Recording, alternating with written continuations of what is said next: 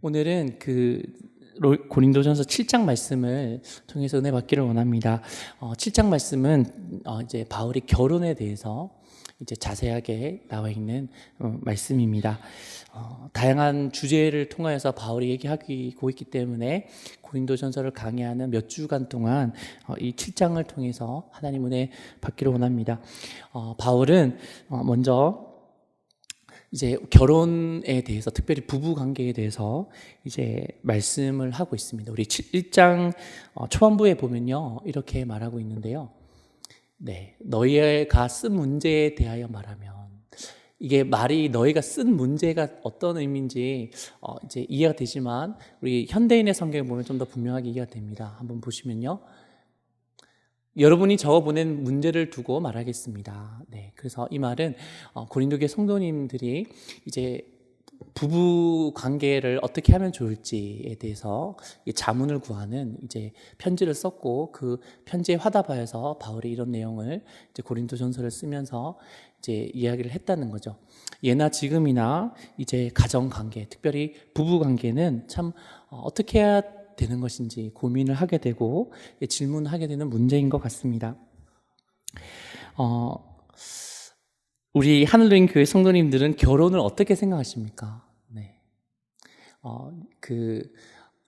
우리 강도사님이 잘 듣는 이제 설교가 있는데 그분이 화정부 목사님이라는 이제 목사님이 설교를 하시더라고요. 그래서 저도 참 목사님에 대한 설교를 들어보니까 참 좋았는데요. 서울 남서울 은혜교회, 네, 남서울 은혜교회 그 담임 목사님이신 화정부 목사님이 본인이 예수님 오기를 참 고대하면서 이제 예수님 이렇게 기도한 부분이 있답니다. 예수님이 오는 건 참 좋지만 제가 결혼을 하고 결혼도 한번 해보고 예수님 왔으면 좋겠다라고 이렇게 하나님께 기도를 했는데, 지금 이제 사역을 하고 이제 아기를 놓고 손주도 있으는지는 잘 모르겠는데, 오랜 시간 이제 결혼을 하고 이제 사역을 해보니까 내가 이때까지 한 기도 중에 가장 어리석은 기도가 그 기도였다 라고 이렇게 말씀을 이제 들은 적이 있습니다. 여러분은 결혼에 대해서 어떻게 생각하십니까? 우리 1절 말씀을 한번 다 같이 읽어보겠습니다. 7장 1절 말씀을 보면 함께 읽어볼까요? 시작. 너희가 쓴 문제에 대하여 말하면 남자가 여자를 가까이 아니함이 좋으나. 아멘. 놀라운 관점을 바울이 우리에게 먼저 제시합니다. 결혼에 대해서 이제 후반부에 쭉 이제 여러 가지 주제에 대해서 말씀하시는데, 가장 대전제가 1절에 보면 무엇이었습니까? 네, 남자가 여자를 가까이 아니함이 좋으나. 이 말은 독신으로 사는 것이 더 낫다라는 그런 의미는 아닙니다. 하지만 여기에 포함되어 있는 말은 여러분도 아시듯이 우리의 부부관계, 남편과 나의 관계보다 더 중요한 관계가 있다. 그것보다 우선 생각해야 되는 관계가 있다라는 말씀을 이 말씀을 통해서 하고 있는 것이죠. 우리 신앙서적이 많이 나와 있는데요. 결혼에 대한 신앙서적이 상당히 많이 나와 있습니다. 그 대부분의 내용은 어떤 내용이냐 하면, 어떻게 하면 행복한 가정을 꾸릴 수 있을까? 부부간에 행복한 관계가 될 수 있을까라고 거기에 대한 이제 다양한 주제와 방법적인 측면까지도 이제 이야기하는 신앙서적이 참 많습니다. 그런데 사도 바울은 이제 우리가 부부 관계와 결혼에 대해서 생각하기 전에 먼저 알아야 될 것이 신랑 대신 예수님과 신부인 우리와의 관계가 훨씬 더 중요하다. 거기에 의미를 먼저 두어야 된다라는 말씀을 하고 있습니다. 그러므로 이제 1절 말씀을 통해서 남자가 여자를 가까이 아니함이 좋으나라는 말씀을 하신 거죠.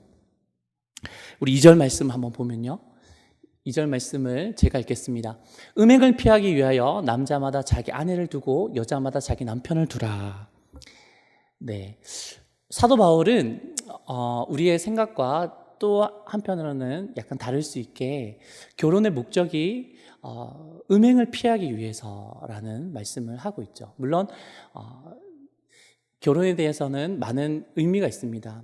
부모님을 떠나서 이제 남녀가 한 몸이 되어서 이제 더 예수님의 형상을 닮아가고 또 하나님께서 교회보다 가정 공동체를 먼저 세웠기 때문에 그 가정 공동체를 통해서 생육하고 번성하고 또 그 가운데서 이제 또 훈계를 받고 더 이제 하나의 인격체로 자라가는 그런 의도가 있지만 바울은 분명하게 말하는 것은 음행을 피하기 위하여 너희가 결혼을 하는 것이 좋다라는 말씀을 2절 말씀을 통해서 하고 있습니다.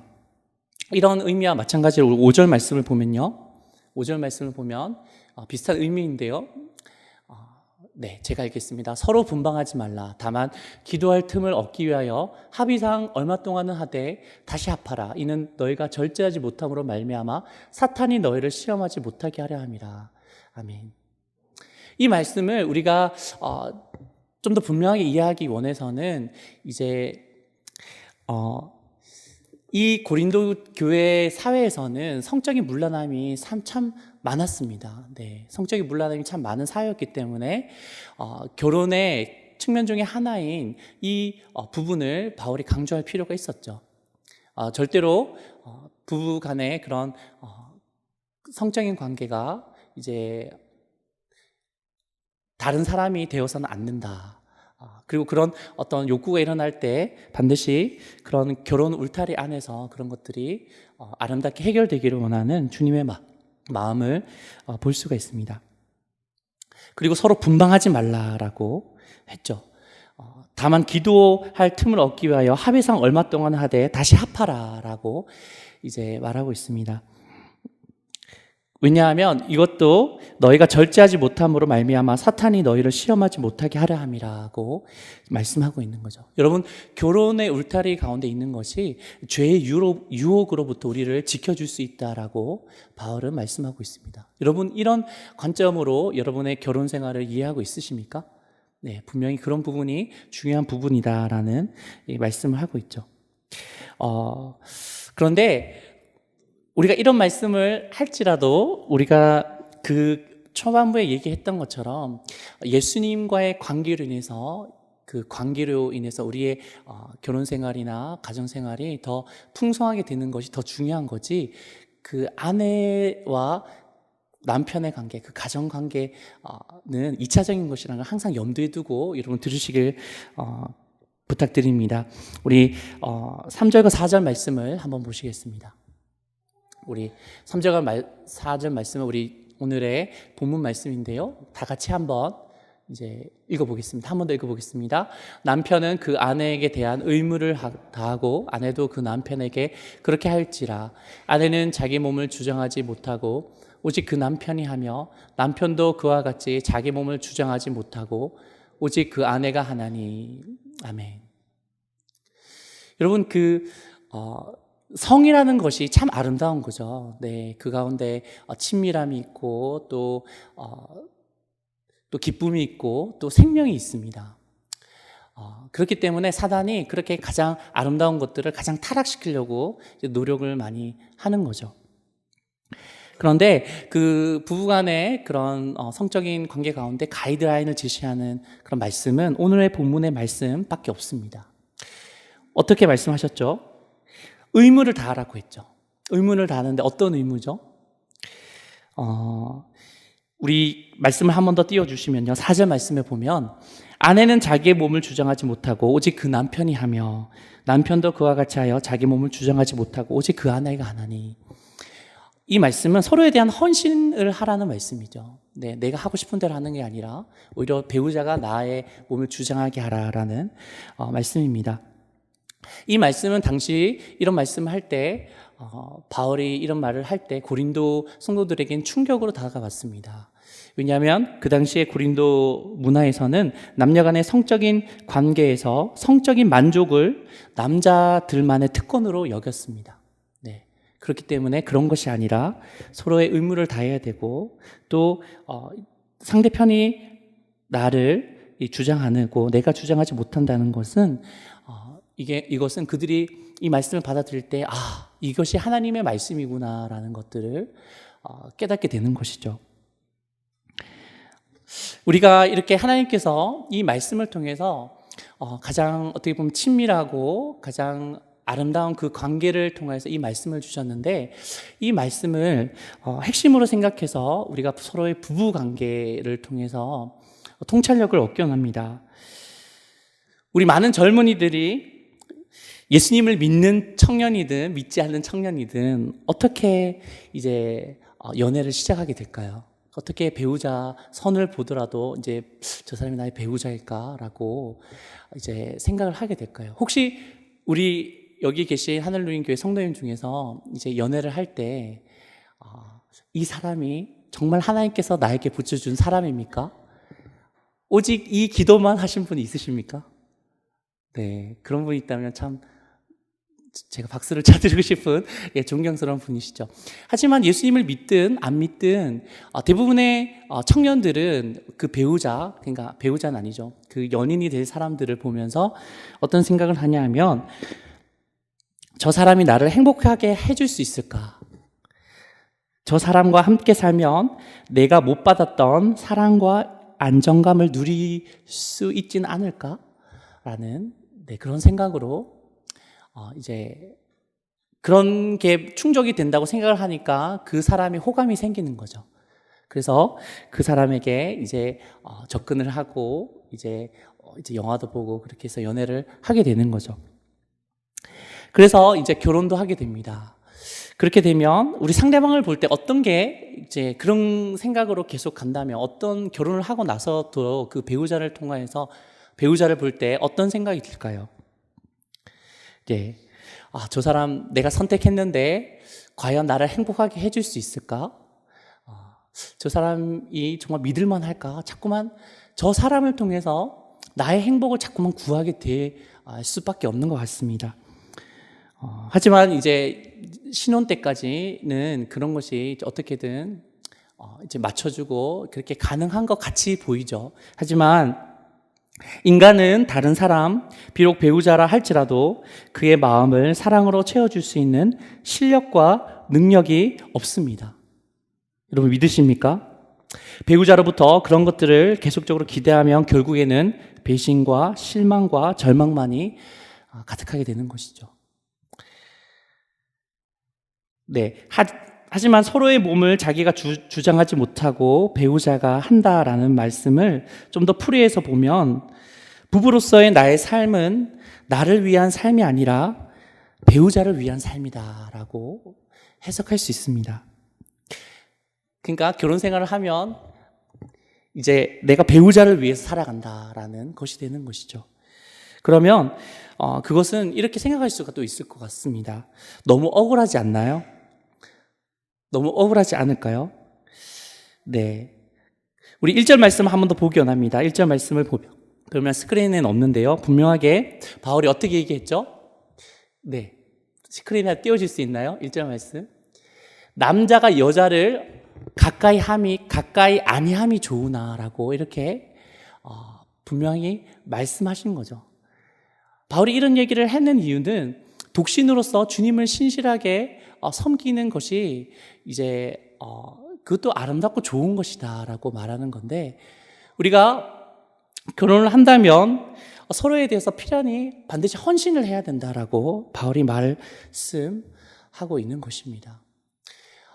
여러분의 그런 결혼 생활을 한번 되돌아보기 원합니다. 과거의 삶이든 지금 살고 있든 아니면 우리 청년들은 미래의 삶이든 한번 생각해 보면 나의 마음이 어떠한 마음으로 그 배우자를 받습니까? 저 사람이 뭘 못해줘서 내가 이렇게 불행한 것은 아닌가, 네, 라고 생각이 많이 했을 거라고 생각합니다. 저도 많이 했었고요. 근데 우리가 반드시 알아야 될 것은, 그것은 우리의 그 욕망과 죄성으로부터 나오는 그런 바람이라는 것이죠. 저는 그 중학교 2학년 때부터 이제 하나님의 인도하심으로 배우자를 위해서 기도했습니다. 네, 그래서 기도를 1년, 2년, 9년을 하니까 24살이 되었는데요. 이제 9년이 되니까 처음으로 이제 연애를 하게 됐어요. 네, 연애를 한 대상이 저기 뒤에 있는 박기정 사모인데요. 이렇게 만나는 것도 정말 하나님의 놀라운 섭리 가운데 만났고, 그 아내가 저를 이렇게 그렇게 좋아했는지는 모르겠지만 아내도 하나님의 인도하심을 분명히 느꼈기 때문에 결혼에 골인을 하게 됐습니다. 근데 연애와 신혼 때를 지나면서 저의 내면에 정말 진지한 고민이 생겼습니다.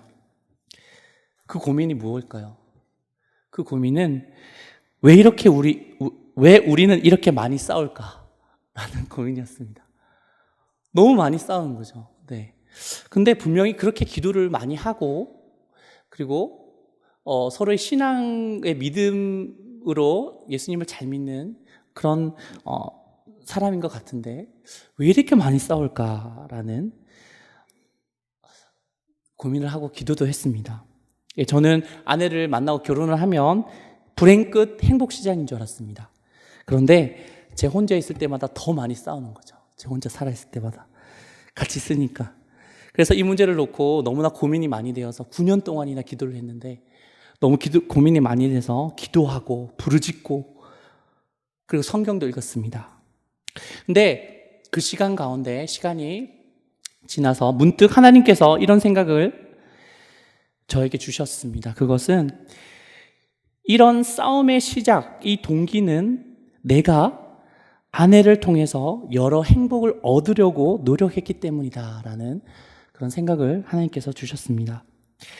나의 마음속에는 이런 마음이 있었습니다. 내가 그렇게 간절히 오랫동안 기도를 했으니까 배우자를 위해서 아내는 내 말을 잘 따라야 되고 또 친절해야 되고 현모양처해야 된다라는 그런 믿음이 있었던 거죠.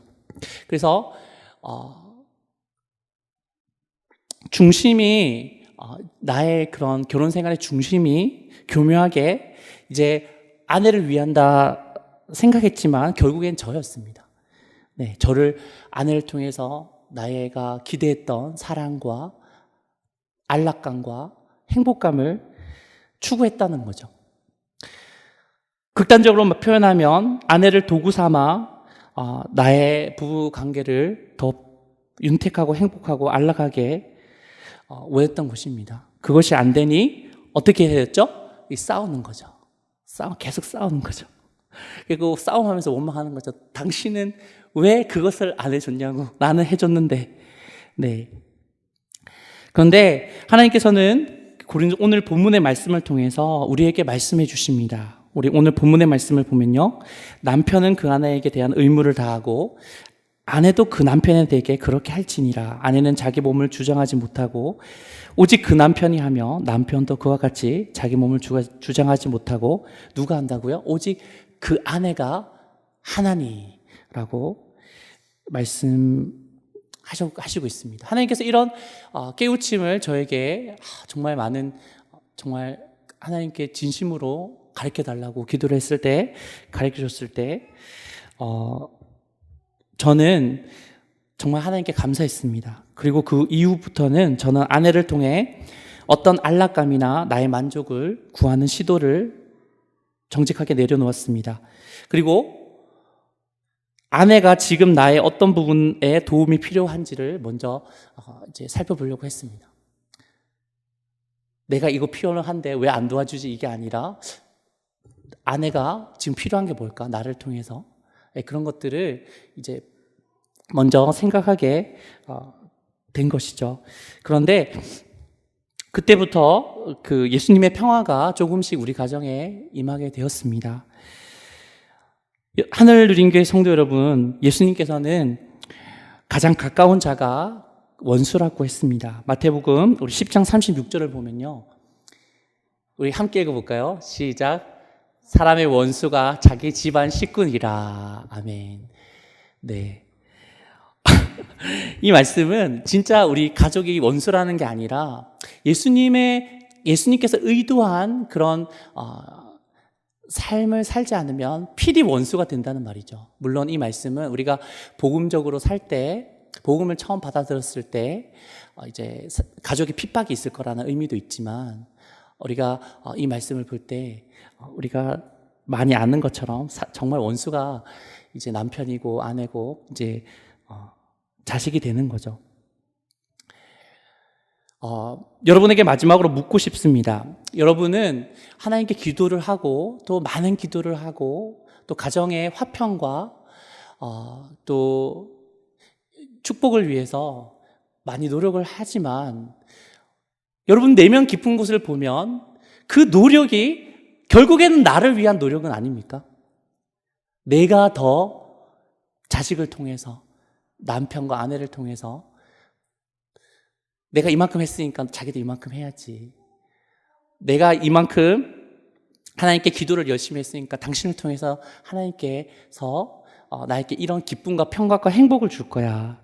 그런데 그런 것은 하나님의 말씀에 바탕이 된 것이 아니기 때문에 결국에는 실망과 좌절만 있을 뿐이죠. 우리가 오늘 고린도전서 7장 말씀 초반부를 통하여서 이제 성에 대해서, 부부관계에 대해서 바울은 말하고 있습니다. 하나님께서 예수님의 유익과 기쁨을 위해서 십자가 지신 것이 아니라 자기 몸을 들이신 것이 아니라 정말 우리를 위해서, 우리를 살리기 위해서 자기 몸을 들이신 것처럼 여러분도 가정 가운데서 부부 간의 관계뿐만 아니라 이제 자녀와의 관계 가운데서 진심으로 그 사람이 나를 주관하게, 그 사람이 지금 나의 어떤 부분을 필요로 하는지 깊이 먼저 묵상하고 그런 것들을 먼저 우리가 섬겨주는 여러분 되시길 예수님 이름으로 간절히 축원드립니다. 그렇게 할 때 우리 가정에 그리스도의 평강이 임할 줄 믿습니다. 그러면 우리가 손해가 될 수 있죠. 나는 이렇게 희생만 해. 바울이 1절에 말했던 것처럼 주님의 관계 가운데 주님께서는 여러분에게 정말 말할 수 없는 사랑을 부어주실 줄 믿습니다.